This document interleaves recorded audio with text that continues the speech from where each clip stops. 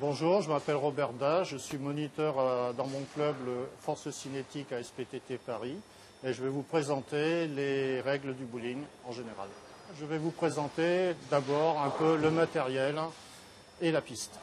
Donc voici une quille de bowling, elle fait 33 cm de haut, 11 cm de large dans sa partie la plus large, à 11 cm du sol, ça a son importance et son poids varie entre 3 livres 6 onces et 3 livres 10 onces, ce qui fait en kilogrammes entre 1530 et 1644 grammes. Bon, maintenant je vous explique. Quand on parle des quilles, elles ont chacune un numéro. C'est pas la quille qui-que machin est là-bas dans le coin. On dit c'est la quille numéro tant. Donc je vais vous apprendre maintenant à numéroter les quilles. Donc pour numéroter les quilles, vous faites les quilles rangées par rangée. Sur la première rangée, la quille la plus proche de vous, c'est la quille numéro 1. C'est la quille centrale. La deuxième rangée, de gauche à droite, c'est la quille numéro 2 et numéro 3. La troisième rangée, c'est les quilles 4, 5 et 6. Et enfin, la dernière ligne, la quille numéro 7, 8, 9 et 10. Donc cette numérotation de quilles est valable aussi bien pour les gauchers ou les droitiers. On ne parle toujours d'une même quille avec le même numéro, qu'on soit gaucher ou droitier. Je vais vous parler des boules, elles font toutes 22 cm de diamètre, donc comme j'ai parlé du quille, on touche toujours la quille à son endroit où elle est le plus haut. Toutes les boules ont le même diamètre, 22 cm, et le poids varie entre 6 livres, 2,8 kg, et 16 livres, 7,257 kg. Alors ici, vous avez une boule standard que vous trouvez dans tous les bowlings. Et là, je vous présente les deux boules personnelles qui sont percées spécifiquement à ma main de façon anatomique. Sur les boules standards que vous trouvez dans votre centre de bowling, le chiffre que vous voyez apparaître ici, c'est le poids de la boule en livres américaines. Donc celle-ci, 14 livres, qui fait en gros 6,4 kg.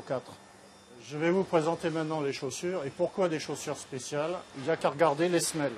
Sur les chaussures standards qui sont à ma gauche, vous avez des semelles identiques.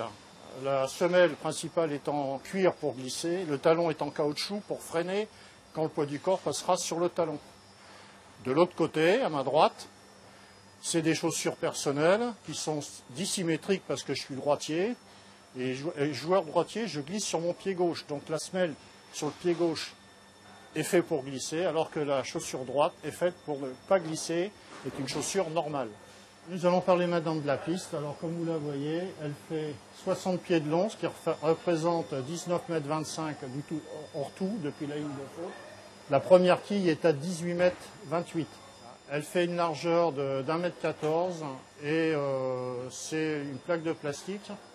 Mais dessus, on a gardé le dessin des lattes de bois des bowling anciens.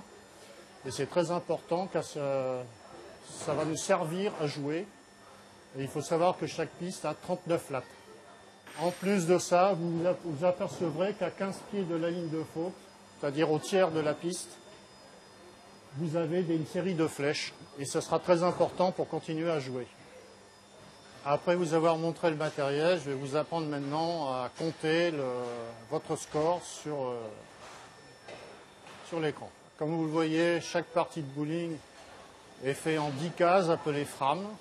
En haut de chaque frame, vous avez 2 petits carrés. Le premier petit carré correspond aux quilles abattues par votre première boule.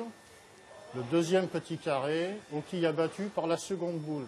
La seconde petite case, c'est un triangle si vous avez fait un spare. Et il est tout noir si vous avez fait un strike, où c'est marqué par une croix. Pour totaliser le score sur la case, vous totalisez le total des quilles abattues si vous en faites moins de 10. Si vous avez fait un spare, vous comptez 10 points, plus les quilles abattues par la première boule de la frame numéro 2. Si vous faites strike, vous comptez les 2 boules qui suivent de la frame numéro 2, voire de la frame numéro 3. Exemple, je fais strike à la case numéro 1, je fais strike à la case numéro 2, je fais strike à la case numéro 3. La première case vaut 10, plus 10, plus 10, 30. Quand vous jouez la 10e case, il y a 3 petits carrés. Pourquoi? Parce que Si vous faites un spare en 2 lignes, vous avez une boule supplémentaire, d'où la 3e case pour savoir combien vaut votre spare.